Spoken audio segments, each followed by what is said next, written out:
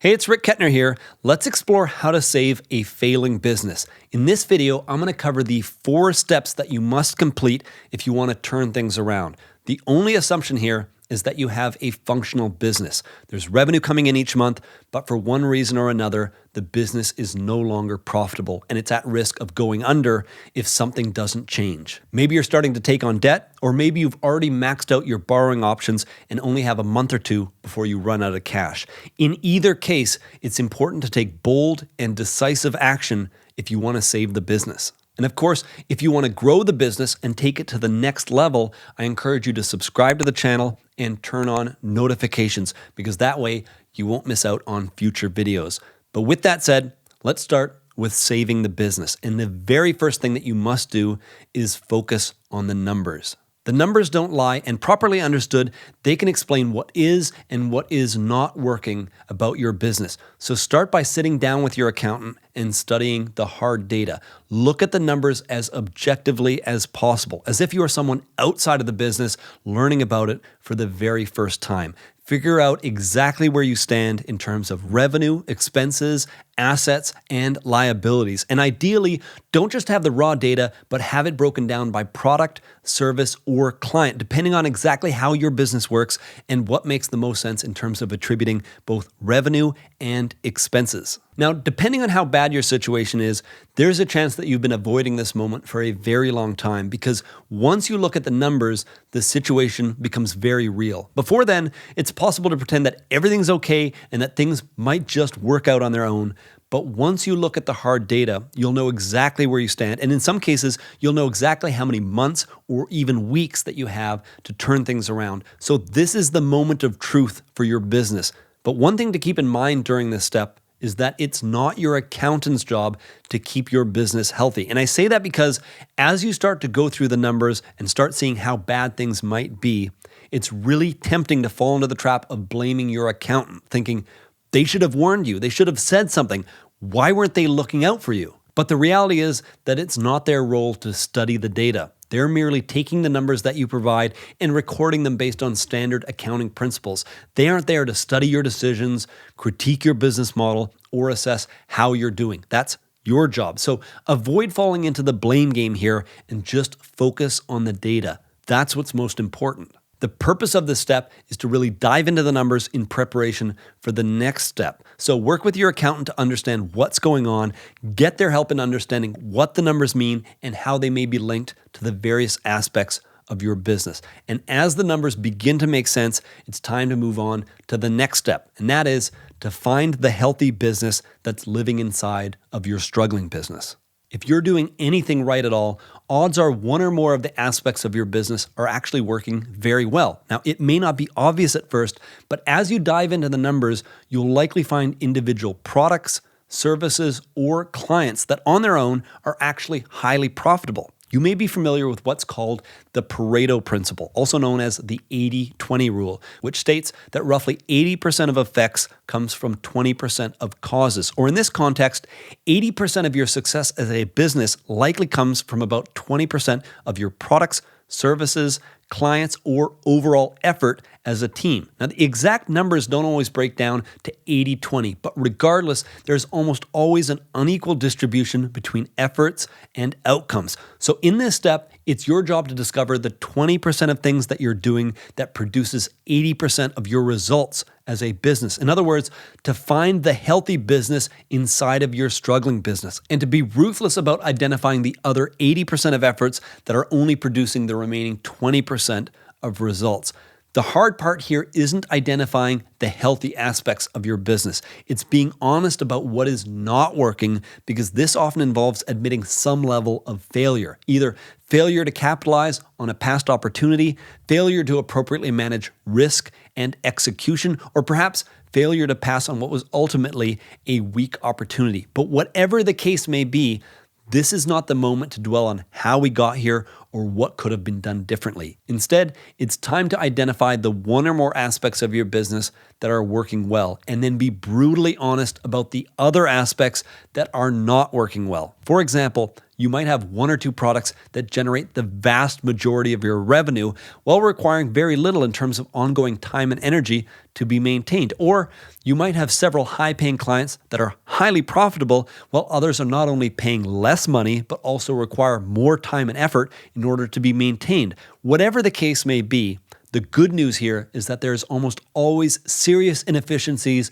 in any business, but it's not always obvious until you look at the numbers. And sometimes you may need to sit down with your team to get a better sense of how much time and energy they're spending on specific products, services, or clients. At the end of the day, the goal here is to determine what's working and what's not working. After that, the next step is to take bold and decisive action to simplify the business. This is the step that will make or break everything. And that's because as you identify aspects of your business that are working, it's very tempting to fall into the trap of only making minor changes or believing that maybe you can keep the whole thing running as is with just a few simple tweaks.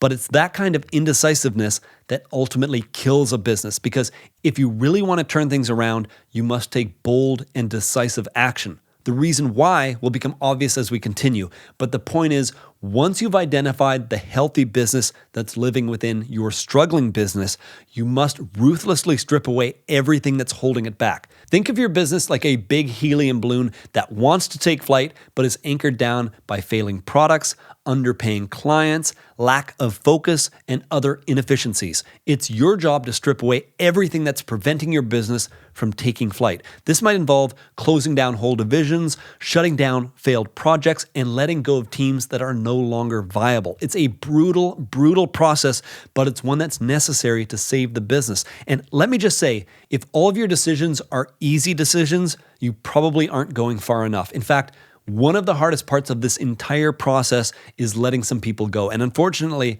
if they aren't critical to the specific products, services, or clients that you identified earlier in step number 2, then you must make the very difficult choice to let them go in order to reduce expenses, focus future efforts, and ultimately save the business. This is easily my least favorite aspect of being an entrepreneur, especially when it's not even the employee's fault that you have to let them go. But when the entire business is at risk, the decision really is already made for you. If you do not take action, you risk putting everyone out of work, so you must act. And when you do, keep in mind 2 important things. First, handle all layoffs in a single wave. Don't chip away at the problem by letting 1 or 2 people go this week and then 1 or 2 next week. All this does is show a lack of decisiveness on your part and puts everyone on the team in fear that they might be next. So make the move all at once and then communicate to the remaining team members that this difficult step is now complete. Second, offer generous severance pay. If you're following this process correctly, you should be confident in your ability to turn the business around based on the choices that you're making. So trying to save money by skimping on severance is not only unfair to former employees, but it also sends a very negative message to the remaining team. So handle all the cuts at once, handle them professionally, and then communicate to your remaining team members about why the cuts were made and why you're now confident in the future direction of the business. And in addition to these cuts, it's ideal if you can roll out any other major changes all at the same time. You want to reduce the time between when team members realize something is wrong and when they understand how the problem is going to be solved, which brings us to step number 4. It's time to promote a compelling new vision for the business. The fact is, most people on the team aren't going to understand what's going on. All they know is that people are being let go and something is wrong, and that you're saying everything will be better now, but they may not have really understood what went wrong in the first place.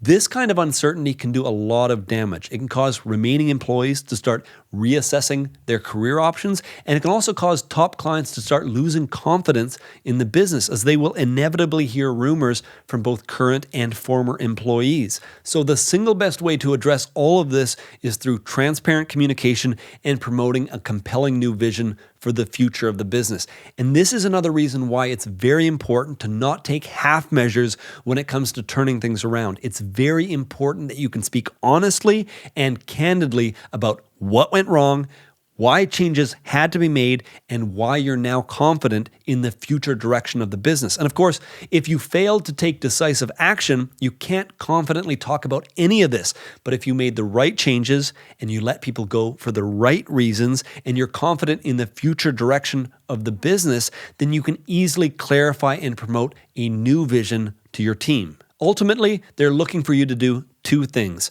First, to demonstrate leadership by taking decisive action for the overall health of the business. And second, to provide a compelling vision of the future that they can be a part of. And just to be clear, nobody's excited about reduced expenses or streamlined cash flow. They want to know why you're confident in the future of the business, and most important of all, what role they can play in moving the business forward.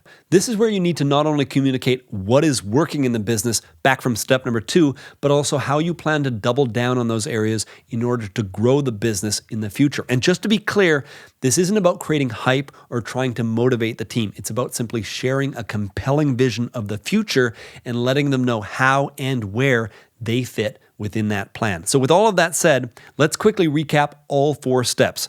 First, it's important to focus on the numbers. You can't make good decisions without having the hard data. So start with the numbers and get clear on what is working and what is not working. Second, identify the healthy business that is living inside of your struggling business.